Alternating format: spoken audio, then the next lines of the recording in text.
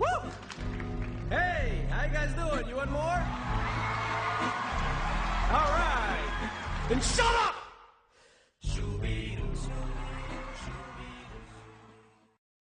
Est-ce qu'un bon dragueur, c'est forcément un salaud? Oui. Et même si c'est pas un salaud, il faut qu'il se force.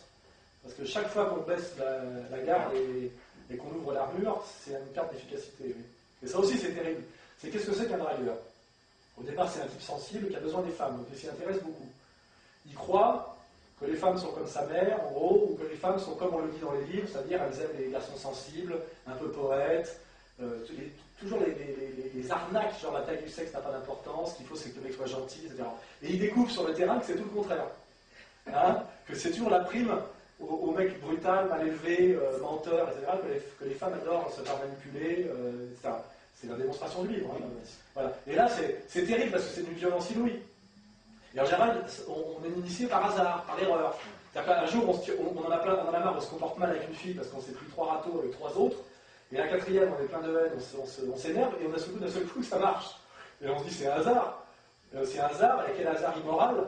Et puis quand on a un petit doute, alors on dit, je vais recommencer pour voir que ça marche une 2e fois. Et on se dit, attends, c'est pas un hasard. Il y a une règle là, il y a une loi des séries. Et petit à petit, on fait le chemin. Le chemin du dragueur qui découvre que la saloperie est efficace. Et qu'il y a demande, et que le salaud est l'homme préféré des femmes. La misogynie, c'est qu'au départ, tu crois que les femmes sont toutes ta mère et les anges, et tu découvres qu'elles sont des êtres humains. Et d'un seul coup, ça peut te rendre misogyne. En réalité, t'as pas de si tu n'avais pas mis les femmes ci au départ, tu les aurais pas mis ci bas ensuite. Tu vois? Et c'est ça la mécanique, c'est une mécanique de déception. Alors que le baiser, viandard, tu sais, qui aime le cul comme on aime la bouffe, lui, il adore les femmes, il n'y a pas de problème. Tu vois, il ne s'est jamais posé de questions morales supérieures sur la femme. Il dit, bah, celle-là, elle est bonne, elle a un beau cul, tu vois, celle-là, elle aime bien la levrette. Enfin, tu vois, c'est oral et pâquerette. Et eux, il n'y a pas de misogynie, tu vois, ils ne peuvent même pas s'élever à ce niveau-là. Tu vois ce que je veux dire? Il faut de la chaleur, tu vois. Il faut une certaine température en valeur absolue pour pouvoir s'intéresser au bien et au mal. Les autres, ils déroulent, tu vois, ils sont sur la force, ils sont sur la loi du plus fort, des trucs simples, sur la loi du groupe, tu vois. C'est-à-dire que raconter un parcours d'escroquerie et de saloperie est une démarche évidemment morale. Le vrai salaud n'avoue jamais, il est toujours dans la peau de l'ange blanc, tu vois ce que je veux dire. Celui qui dit à un moment donné je suis un salaud, ou j'ai été un salaud, ou voilà comment font les salauds, se pose forcément la question de la morale. Et les vrais professionnels de la saloperie ont tout à fait conscience que le bien est plus dur à faire que le mal, c'est une évidence. Donc le vrai, si on veut aller au sommet de la difficulté, c'est le bien qui est le plus difficile. Et ce qui veut dire que les salauds qui règnent là, qui sont des salauds déguisés en mecs bien, sont des petits salauds, c'est des petits salopards. Si on voulait parler de Gisbert, moi pourquoi ça m'intéresse pas, parce que c'est des petits joueurs, tout ça. Il ne faut pas rêver, c'est pas des grandes figures, c'est des petits, quand ils sont montés comme ça, la gamelle, dans la compromission. Alors après, peut-être qu'ils se racontent qu'ils sont machiavéliques. Souvent, ils essaient de se valoriser eux-mêmes en disant qu'ils vont très loin dans l'abjection pour se prendre pour des diables ou des machiavels. En réalité, pour cacher qu'ils font le tapin.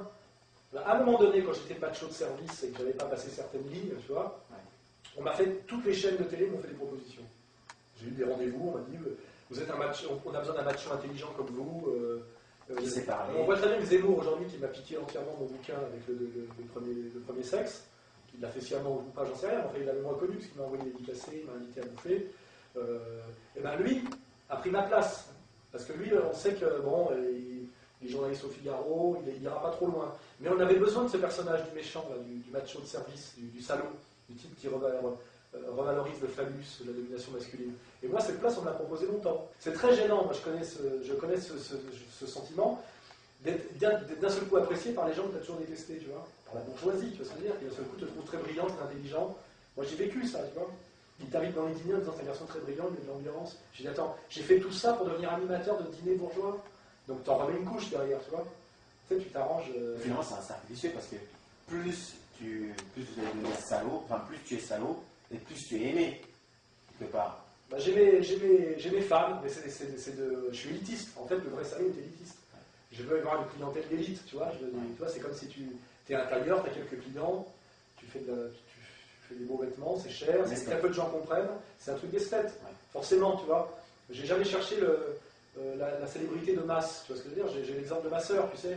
Ça m'a jamais fait bander d'être reconnu dans un restaurant. Et moi, quand j'ai commencé à être un peu médiatisé, que je faisais tu grandes gueules, RTL, tu vois, j'ai fait RMC, RTL, les émissions piquées polémiques. Et je commençais à arriver dans les restos, les gens disaient bonjour, comment allez-vous? Vous étiez très bien à la télé la semaine dernière, tu vois. Et puis je vous ai réservé la bonne table, tu vois. Je commençais à être vraiment mal à l'aise. Ça m'intéresse pas, ça, tu vois. Donc à un moment donné, je me dis, il faut que ça change, tu vois. Donc tu fais ce qu'il faut, tu dérapes, tu vois, tu vas trop loin. Il y a des gens qui disent, ah non, là, quand même, c'est trop. Je dis, bah, si c'est trop, c'est bon. Quoi. Donc Alain Soral est un salaud. Oui, je le revends. Bah oui, s'il aimait bien, si on aimait bien, je suis un salaud, il n'y a pas de problème.